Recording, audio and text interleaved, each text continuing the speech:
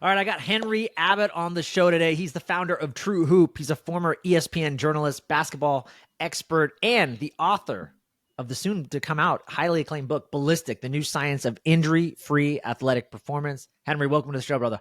I am excited to be here. Thanks for having me.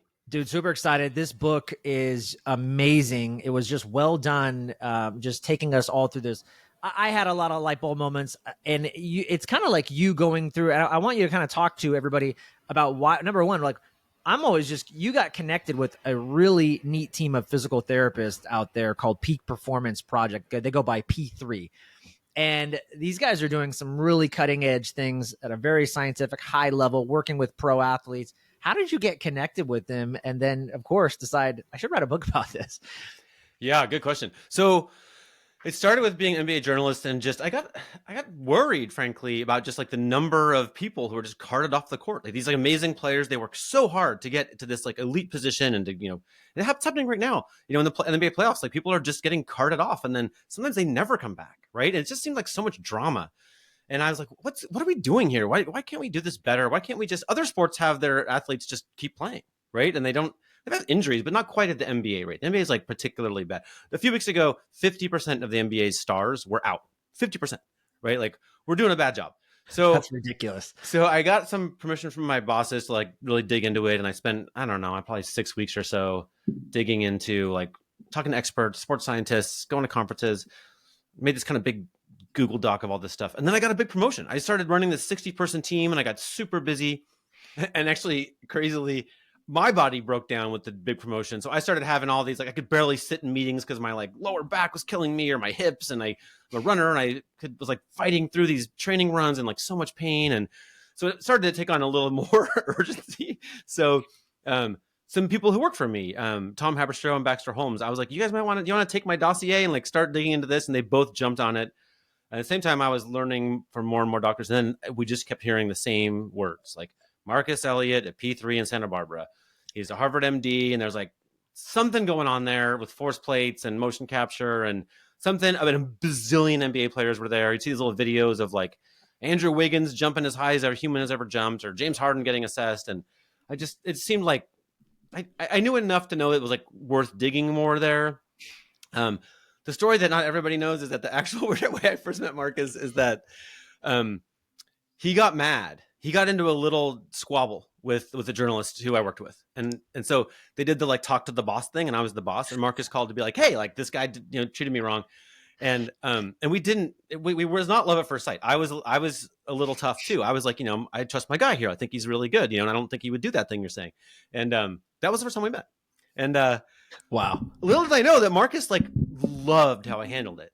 He like thought it was like amazing that I like had my guys back like this. And so later, when I was part of a big group of layoffs at ESPN, Marcus called me. This guy had only ever had this argument with him. He was like, hey, I think it's a real loss for the whole team that like that they don't have you anymore because you really had their backs. And that was like a special bond. And I'm like, wow, who takes this that way? But anyway, to finish the question, in the pandemic, I was in this same attic I'm in right now. Like everything was a bummer. There was no basketball. I was writing about dirty money in sports, and it was like just depressing. And I was like, I want to write about something really uplifting and someone who's doing good work and something that's like not heroic, but like at least like headed that direction, right? And so I thought of Marcus and all these players who are flying through the air because he's given them good advice, right? And so I called him up and said, would you participate if I wanted to write a book about you? And thankfully he agreed. Yeah. One of the things I took away too is, and I was curious what your insights were. Like, why do you think, because this book that sheds, there's a lot of light on injury prevention. And why do you think that we're still treating sports injuries like random acts of God, right? Yeah. When it seems like we now know that they're actually pretty preventable, just as preventable as a heart attack. So, medical research is like gold prospecting, right? Like you kind of do your best and you figure out where to dig, and then you hard work and you dig and like either find gold or you don't, right?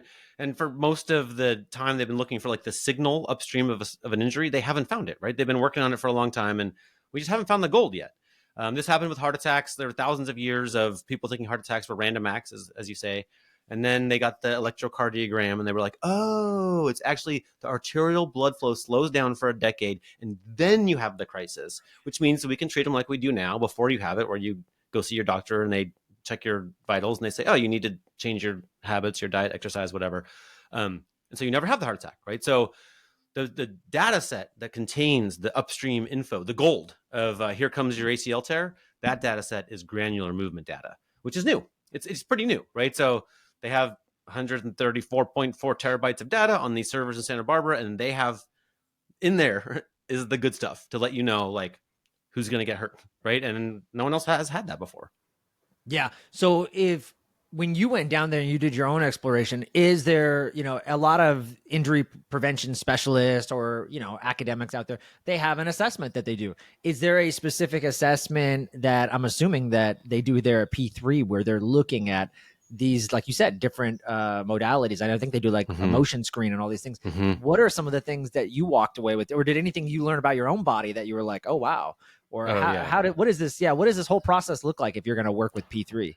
Yeah, I could talk for the rest of the show to answer that question.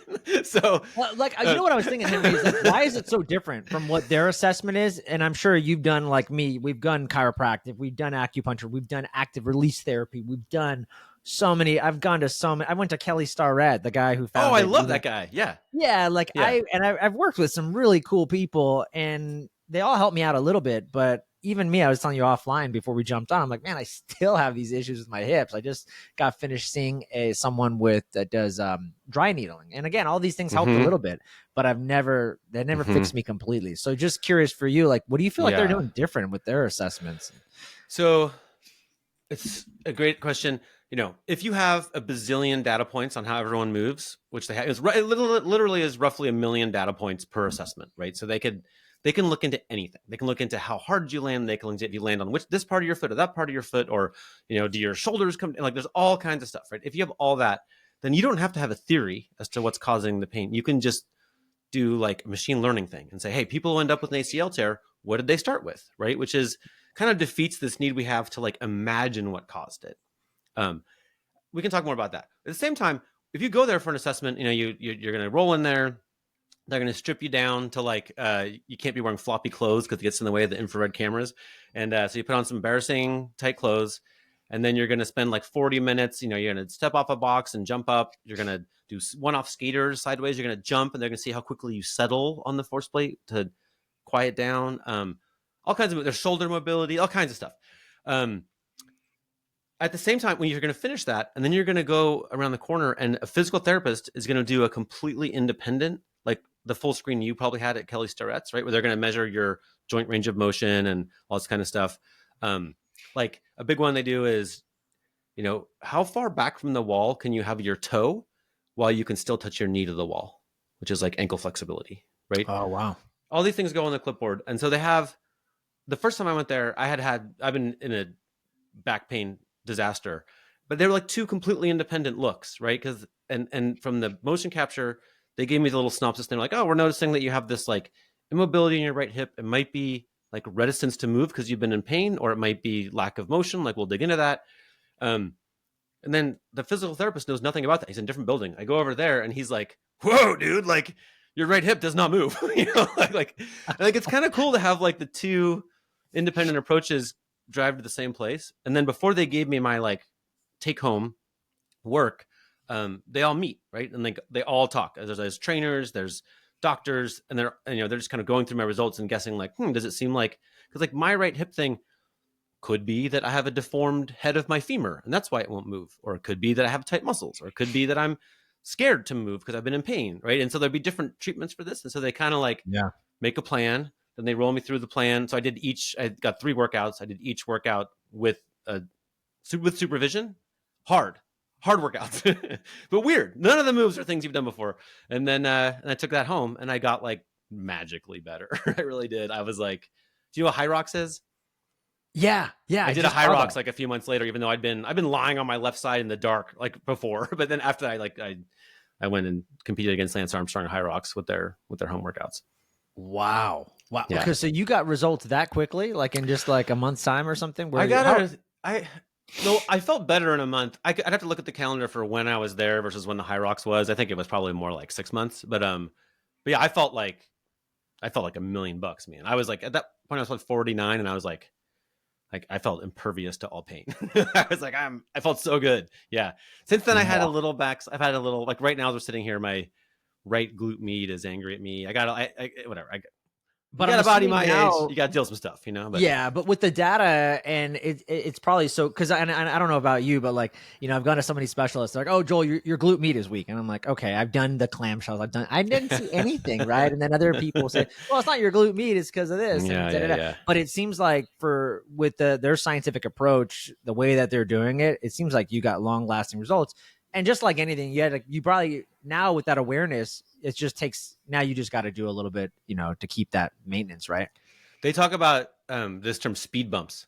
Everybody, every athlete, every aging person has stuff. I had a trapped nerve in my shoulder. These things just come up, right? But the trick is to make it a speed bump, not like I'm out, not like I say no to everyone who invites me to anything fun, right? Which is how it was before for me, right?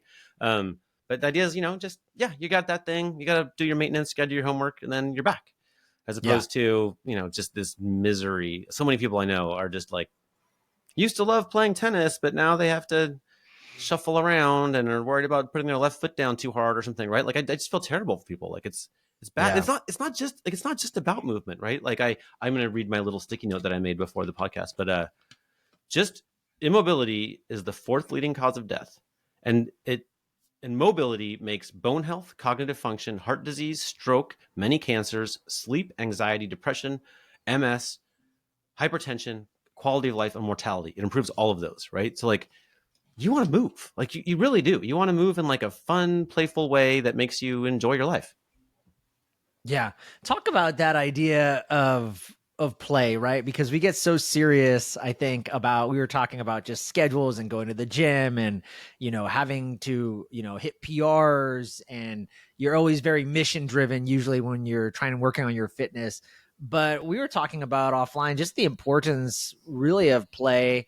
And I think you said it beautifully, like the body loves movement, it craves movement. And we know we can even change our mental state through the body and movement. That's why the pandemic was such a travesty, because people were depressed in so many ways. We had no lack of connection, and then just lack of movement. Gyms and everything were shut down. But what was one of the big ahas that you've even come away with through this experience, knowing that adding play into your movement practice? Yeah, it started with this like dichotomy of I'm going to like the science gym, right? I'm going to learn about like degrees and newtons and like all this physics stuff that I hated in high school. I have to like learn about it now.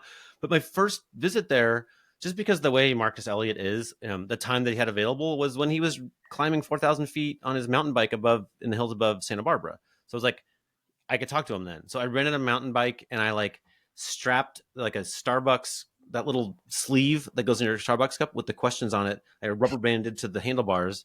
And then I put Wow. like headphones like this in his ears with my voice memo recording in his pocket, right? And then we just biked up this beautiful, I was huffing and puffing. He wasn't. He's like a ridiculous athlete. And this is how I did the interviews. I have 44 interviews with Marcus. Almost all of them are jumping off waterfalls, hikes, whatever. So, but that let me like, here's a guy who owns the place where they do all of this very prescribed work, right? Everyone has a different workout attuned to their body, but most of his passion, his time is like in the waves or jumping off a cliff or climbing and basically it emerges that like the goal is to roll around like two puppies playing on the beach, right? You want to just have like a blast with your body. Yeah, and you pay the piper by having to do a little bit of homework, right? But like the goal isn't the homework, right? The goal is to just go be super free and have tons of fun, right? That's what we're doing. And actually, it's fun. I was just there again, and this was a great moment. So I thought of this puppies on the beach thing because that seems to me like the most fun way to move I can picture, right? Is just Yeah. like those puppies are having a blast, right? And they're covered in sand and they're spitting on each other and they love each other, right? It's just great.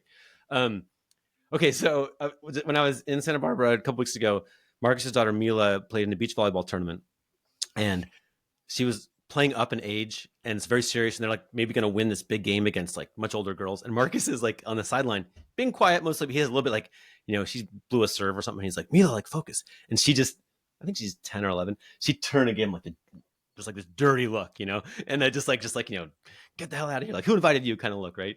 And Yeah. and so he kind of cracks up, right? And then she wins, and then everyone's excited, and then there's a bunch of parents around, there's still volleyball games going on, and then next thing you know, like I don't know who started it, but like they're wrestling. Like they're fully puppies on the beach. They're fully just in the sand, just like tumbling around, like talking crap to each other, you know, and like they're both just having a great time. And I was like, Yeah. yeah, this is how you want to be ready for those. This is a great moment, right? Like these are fun things, and our bodies are well designed for that. But we have this idea that like we need to treat them like they're delicate. Like they're not delicate. They're just, oh, actually, I just thought of a new analogy to explain this point. So I think your 600 muscles, right? Controlled by your brain. And they work together like a symphony. And so if it sounds a little bad, if it's a little off, you know, that might be an injury, that might be a strain, that might be a little issue, like might be my glute med today, right?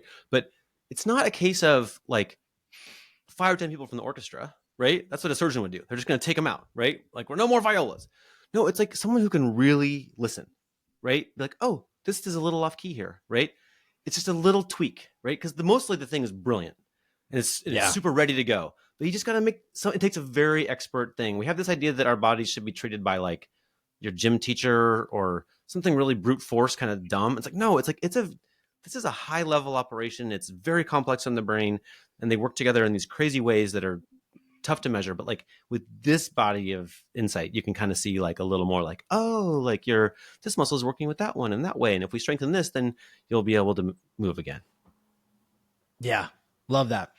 I wanted to ask you, which I thought was interesting in the book, talking about explosive movements. Is it true that the best thing for injury prevention is actually more explosive movement, not less? If you're ready for it, right? So yeah, this is like the biggest forces in all sports by far come from landing. So if you step off, like there was an NBA player stepped off an 18-inch box, landed on 2 force plates, and hit it with 11,000 newtons of force, which is triple the amount of force necessary to fully sever a human spine. Wow. So what that tells you is that you need to have a good form, right? We're counting on your ankles, knees, and hips to bend in unison to absorb the force of even us just walking down the stairs or going for a jog. Like you're landing with more force than you can power lift, right? These are huge forces. We obsess about our form with the weightlifting, but we just like land with our feet on the ground however we naturally do, right? That's a problem. And so they have a lot of concerns about this. They want you to land with your toes up on the ball of your foot, with your ankles strong and activated. They want you to work on the muscles of your lower leg, like the soleus and the gastrocnemius and the post tibialis posterior or post tib to its friends. They want you to get those really strong, which you can do at home.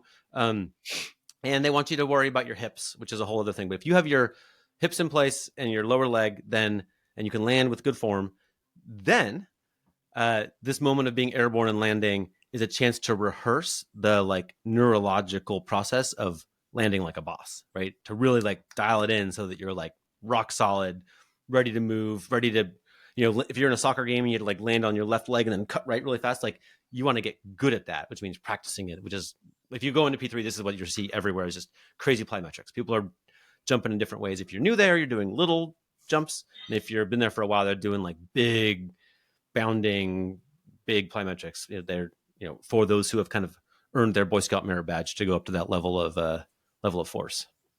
Yeah, I think even in the book you talk a lot about even there's like routines you can do, right? Like with the jump rope to kind of to establish this skill. And the interesting thing I'm just listening to is like we all think like, oh yeah, you just jump, like you just do it.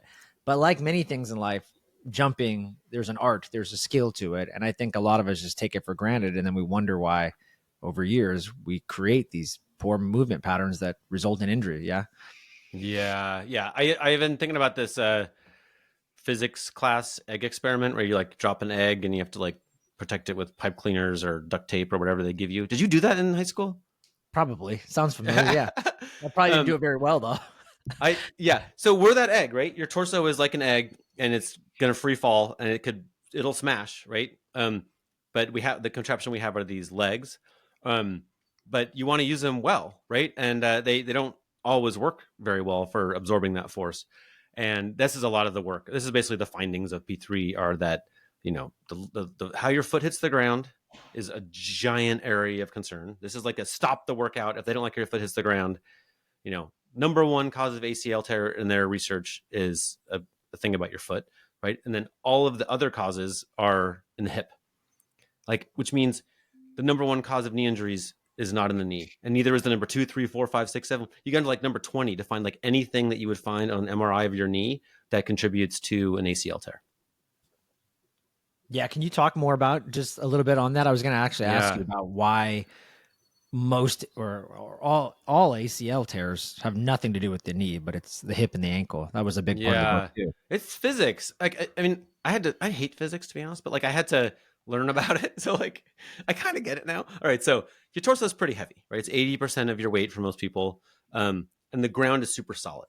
So these are the two items that are like this is the collision, right? And we're trying to use our legs and our hips to make that a springy collision, like an elastic collision instead of an inelastic collision.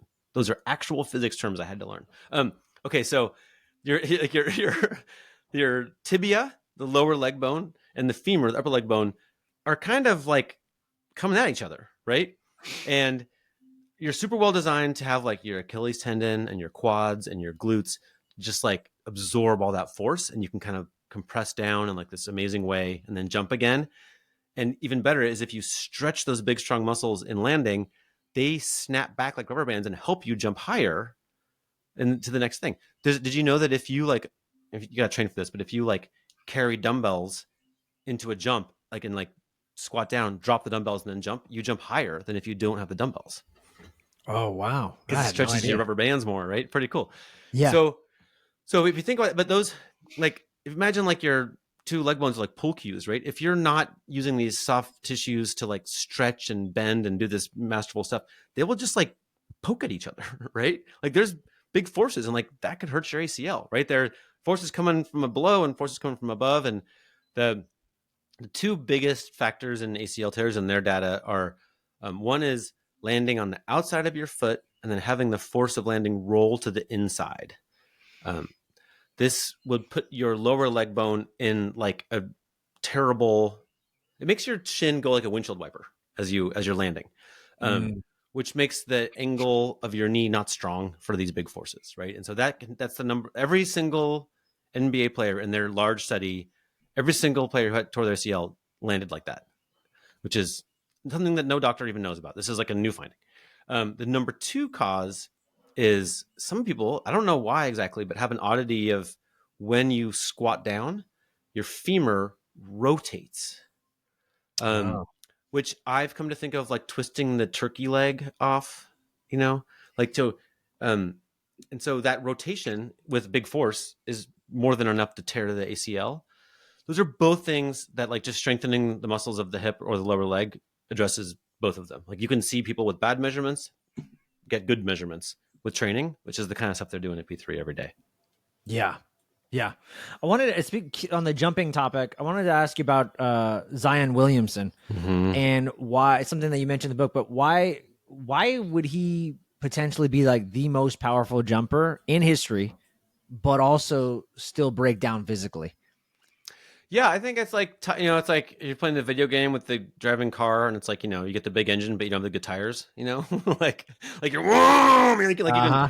but you just can't corner, right? Like you're not well prepared for like the suspension is bad, I guess, right? Yeah. Yeah. I think this is a pretty common thing. Like the best, like a problem with growing up with like the best body of anybody you compete against is that you can get this feeling that you don't have to do a lot of maintenance, right?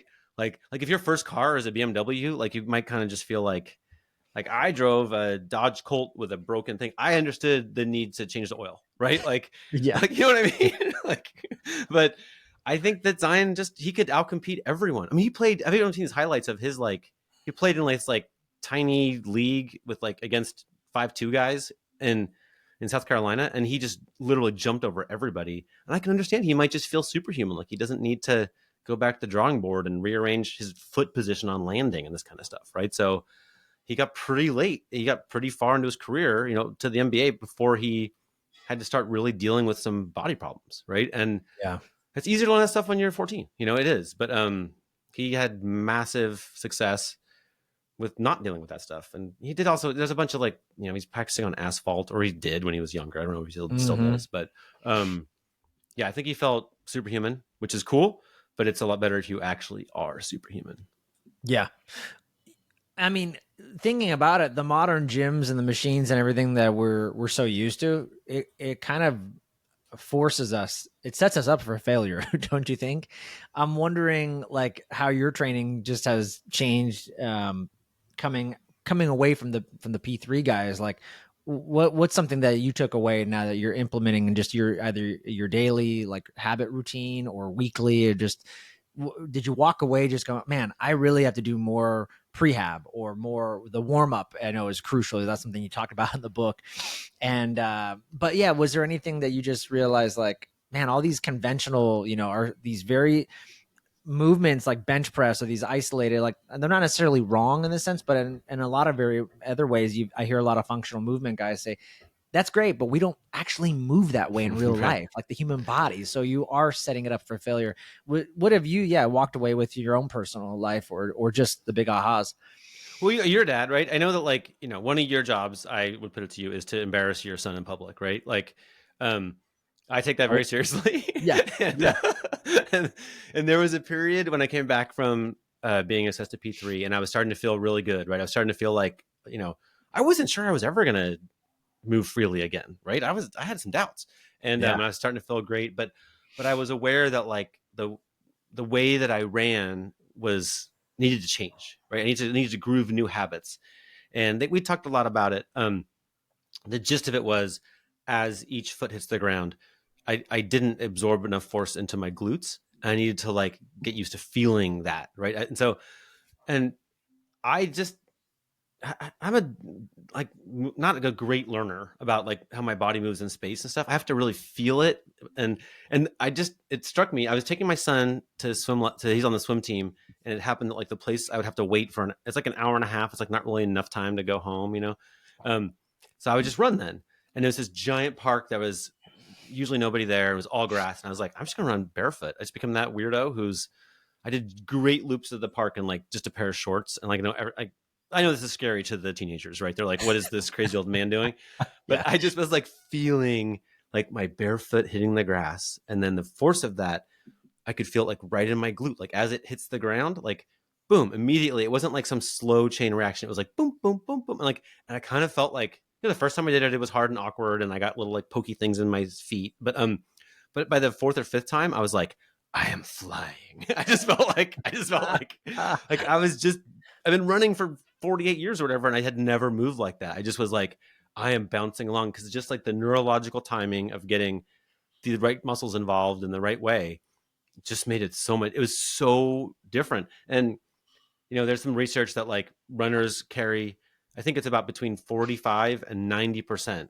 So a huge range of their energy from one step into the next, depending on your form, depending on your efficiency, and also depending on your shoes. But I felt like I just moved up that chain, right? I just had to put less energy into the next step, if that makes sense. yeah. That makes. I mean, it's so interesting too. Just the amount of like neurological like priming you had to like really bring some conscious thought into thinking like, what is my right glute doing as I'm I know. and I know, again, we just take for granted. It's so funny. It's like, no, you just go run. It's like, yeah, as kids, I think you probably could get away with that because I think there's something just innate in our intelligence. Our body just naturally moves and knows how to move. But then the world we live in, classrooms, kids sitting all day, shoes, the modernism, right? Even I know one of the parts of the book you talk about just the kyphosis, the kyphotic neck, which a lot of it Oh, is from us being on these phones. I'm guilty of yeah. it too, and we have to. And So now I we gotta have to. sit better. Yeah, right now. Yeah, and there's this the great chapter talking about like one simple freaking move. I don't want to say it's simple. It's not simple, Have you but tried it? Did you try it? no, I haven't tried it. I Oh, haven't tried it yet. it'll humiliate you. Look like a super lightweight, right? I would use a broomstick first, just to make sure. That's what I I'm don't gonna do. know. You'll probably be fine, but yeah, it's the first time I did it. I was like embarrassed. It's just like you're Yeah, just like, what is wrong with my body? yeah. But you That's what try I'm these things expecting. and it gets better. It gets better. Yeah. But the point being is then again, we start to create new patterns. So you have to unlearn, I'm sure, a lot and retrain your mind. And then boom, it became now another part of your habit structure, it sounds like. Yeah, and that's the win, right? Like, I don't think you really actually get very far with the, like, no, I will step this way, right? Like, I I think I'm so in my head as a runner that, like, I had to add this extra step. Marcus would tell you, like, no, man, like, just train in the gym and do the, like, prescribed movements to give your body the tools to move with, like, better range of motion in your hips. right? And then just go run, right? That's what he would say. I just needed one more step to like convince myself, you know what I mean? To like Yeah. groove the new habits, right? And anyway, yeah, I think mostly, I think, you know, the mission is puppies on the beach, man. Just go do stuff. And then, you know, when you have a little issue, you know, I think this is coming to all of us, right? Like, I really believe the whole science of this is changing, right? Like, it used to be MRIs and surgeons were at the top of the mountain of like, what's wrong with your back, knee, hip, whatever. And like, it's just the wrong crew, right? It's the Yeah. wrong input. I think we're just going to shift to how are you moving? And we're going to have a new bunch of people with a new bunch of insight. And, you know, there's things coming with apps and computer vision and video where like, we'll get to have pretty good assessments, all of us, right? It's not available today, but I think this is how the industry is going to shift, and it's going to be good news. Yeah, excited about that. I want to actually ask you a question regarding what you just brought up a little bit, kind of the Western conventional paradigm, which is for athletes, which is radiology. You call them actually the three horsemen in the book, right? The radiology, surgery, and pharma. Yeah. As the three horsemen of the athletic apocalypse. Talk Yeah. about that. What do you mean by that? Well, none of those things are getting you back, right? Like, very true. Like, everything has gone completely wrong before you get into that, right? And so you definitely, this is like the heart attack, right? This is the athletic heart attack, and then you meet these folks, right? Way better to not meet them, right? Actually, the New York Times had a thing a few weeks ago. It drove me crazy. They had back surgeons telling you how to move so that you don't hurt your back. And one of them was like, I'm 40 now, so if you're a friend of mine and you need help moving, I won't help you because I know how dangerous that is. And I was like, wow. Number one, you're an asshole. like you should help people move when you're 40. Like, anyway, but number two, like, this is like apparently at 40 you just die. That's I know. It's prepare for your death. Yeah, your funeral.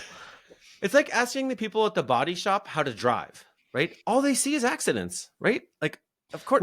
Well, Henry too, and I remember I was reading that a lot of the reason we got a lot of things wrong, and from one of the things I've learned, I think from a lot of the functional movement practitioners now, and correct me if I'm wrong, but everything was based on cadavers, and so like the modern like surgeons and even like Western medicine, when they're looking at like very typical movement patterns, they're looking at like a dead body. Yeah. And so now we're seeing guys, and I can't remember the guy who wrote this, anatomy trains, right? And we understand like some of these muscles like will run. You have freaking muscles that connect from like the suboccipital of your freaking head all the way down to your foot, their heel, right? So everything's just so connected. And I think, and that's why when they're looking at movement patterns, they were looking at like dead bodies. And so probably that's what I'm assuming why it's just so backwards, not like actual movement. Well, everything we do is so like vision biased, right? So valgus collapse, which is where when you squat on your knees, go in toward each other, you can see. It's pretty obvious, right? So that one has been the focus of like all the literature, right? This is like this giant celebrated thing of biomechanics, and in P3's data, it's just not that big of a deal, right? It's masking. I saw a recent article saying valgus collapse is good now. This was like recently. I don't know if it was P3 that came out with it. Maybe like a month or two ago, actually, coming out saying like it's not that big of a deal. Yeah, they're fine. So basically, when you have that femoral rotation thing I was talking about, or frankly the thing where your foot goes like it wants to, both of those might present as valgus collapse, but it's not the valgus collapse that's so bad. It's the rotating femur or the foot going through this motion, right? So like it's just the wrong. There's a signal noise problem, right? Like it can be bad, but it can also be fine. So like at P3, like if you have valgus collapse and you don't have those two other risk factors, they're like, whatever, man, you do you. And I think this in every case to me, it seems like the thing that's been overemphasized in the past is the thing that you can see with the naked eye, right? And it's just not how our body works. Our body's super subtle, right? This rotating femur thing, which is a giant factor in ACL tears, I can't see it. I think maybe Marcus can, which freaks me out a little, but I can't. I'm like, I have no idea. I have no idea if your femur is rotating as you squat. Of course it wasn't studied, but now we can study it. So let's get on that. I was curious too, for you, just like your rehab and your like little prescription protocol, like how much do you have to devote daily or weekly to maintaining that? Was it pretty rigorous? Is it like hours a day, or is it like, no, like 15 minutes and I just got to like continually do this and you saw results? Yeah, so they have an app. I ended up like printing it out on a little sheet, so I just didn't have to use my phone all the time. But I basically Yeah. have 3 weekly home workouts that when I first started doing it, I had to think so much because all the moves are so weird Yeah, I that bet. I bet it took me 70 minutes per when it was new, but I can do it now in probably half that. Um, and yeah, I just do each one once a week. And sometimes I'm a little sloppy. I'm not perfect, you know. Yeah. Actually, what screwed me up was when I got that little thing on my neck, I couldn't do all of my homework. So Mm. I had this little like thing working on the computer. I had a little kyphosis neck thing, and it really hurt my left arm. I couldn't do my homework for my lower back for a while. So that's why my glute med's mad today. But but yeah, I do think that Marcus fully admits that he hates doing his homework. And in the pandemic, he just kind of stopped doing it just because everything was weird in the pandemic, right? And Yeah. he was doing giant outdoor adventures and doing all this crazy stuff, but he was not. He leaned more into play. Yeah, he got more into play, and he was seeing his own like hip mobility just like reduce and reduce and reduce and reduce, and which he thought was like, oh well, this will be interesting. Like I'll have to like really fight to get it back, but like that'll be like a proof of concept kind of thing. And then he totally hurt his back. Then he's like, okay, but the fix was the same thing he'd been doing before. It's just like he just has to. I think his right hip has a limited external rotation, and you just have to do a bunch of this is like pigeon basically and stuff like that. You have to kind of it's a kind of a grind to get that back, but he had to like overstill get it back, and now he's fine. But yeah, I think this is where each of us probably have little things that we need to keep our eyes on with our bodies like this. And if you know what your thing is, then you're well ahead of the game than if you don't. Yeah. What do you think is like, I know we have to kind of wrap things up here, but so I was wondering, like, what do you think one thing that every athlete should stop doing right now if they want to stay injury free? I think there's this magic in the hips thing, right? So everybody that they've ever tested at P3 either needs help with hip mobility or hip stability. And pretty much like weightlifter type people have very stable hips, but they aren't mobile enough. And yoga type people have very mobile hips, but they're not stable enough, right? And whichever one you're weak at, you want to have both to age well. You can need your hip replaced because you're missing either, right? So I think that you probably know which group you're in. In the book, there's some images you can do a little home test to like figure out like which group you're in. But I think you should work on. This is what I'm doing. I'm a guy who was like, I'll do yoga once a year, and like, no, I think I should do yoga like every week. Like, Wow. I'm a guy who just needs. That's what I need to put my work into is to making sure my hips are mobile enough, and so that's my thing. It's not strictly male female, but like you're more likely to have mobile hips if you're female. Like there are a lot of women who are really great athletes but have overly mobile hips, and they need to lift some weights, right? To keep them stable, so that you can. You think about when you're running and you land, like you don't want, like let's say my left foot goes down. Some people will have the right side of your hip will like dip, right? Very stressful on your body, right? You want your hips to be like solid. You want to like bounce with your left glute catching that force, and then right one with your hips like, tied to your core, right? Yeah. And you can work on that. It's not the hardest thing to do.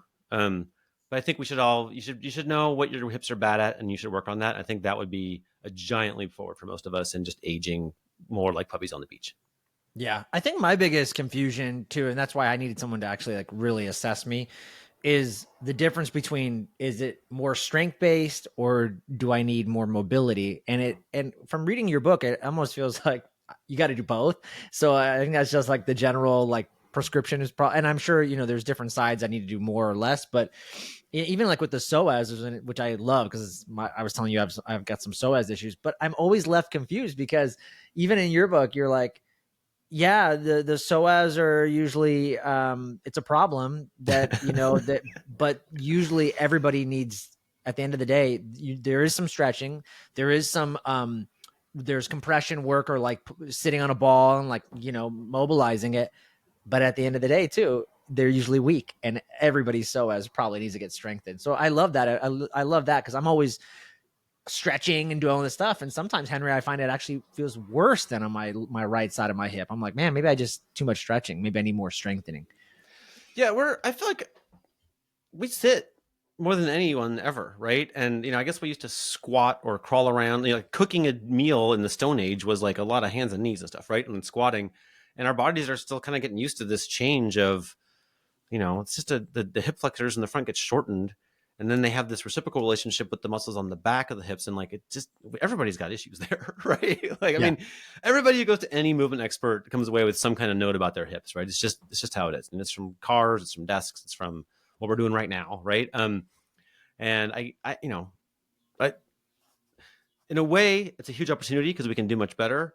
But in a way, like the advice in the book for that kind of stuff is like we're just beginning to address our hips, right? I've never had anybody, I didn't have a single high school, I played all these sports in high school. No one ever mentioned anything to do with my hips, right? It's like the locus of all of athletic movement. It all goes through right there. And it was just, we never even talked about it. I feel like we're just at ground zero, right? So probably there is much more refined psoas advice for you, but like most of us are just like, there's a psoas? Like, like that's a thing in the body. What's that? Which is, we're just getting started on this. Yeah, no, I love it. Man, so many good things. I could talk to you forever. Talk just for folks that want to, they love what they're hearing. They want to go out and get the book. Talk about where they can get the book and then the name of it, but then also where can people connect with you and follow you? Like where do you live, either on social media or on TV? Like where can we connect and follow your journey, my friend? Thank you. Yeah, I'm trying to put everything through the lens of henryabbott.com, that's my name. And it's ABBOTT, although people always leave the last T off, but we're going to need it all. That will have, like, this podcast will be on there when it's published, right? And you can also, you can pre-order the book. You can order the book through your local bookshop. And it also has, like, I started a free newsletter of just kind of ideas around the book and all sorts of stuff. And then the basketball work troop is linked there too. So I think henryabbott.com from this point forward is the place you're going to find all my stuff. And the book drops May 6th, right? May 6th. It's called Ballistic. It should be available everywhere. And I really would love it. Like, this is going to sound so cheesy, but this book was a super authentic effort. Like, Marcus has been 35 years just not really making it a great business, but making it into just like an effort to start a movement to prevent injuries. And like our connection was just super authentic. Like, we're just trying to make it so that people listening to this can have better lives, right? It's really is the effort here. And maybe you don't believe me. Maybe you think I'm just saying that to sell books, but like, it really is. Like, I've been handing out books like crazy because every time I go to dinner, someone's got some like psoas or hip thing. I'm like, oh man, like I really feel like this is kind of the medicine we need. And like the world's going to change, and I want it to change faster so that fewer people have, this effed up shoulder or knee or hip or whatever it is that's keeping you from doing what you want to do. Yeah, definitely go out and get the book. I've read, my back. I've read tons and tons of books.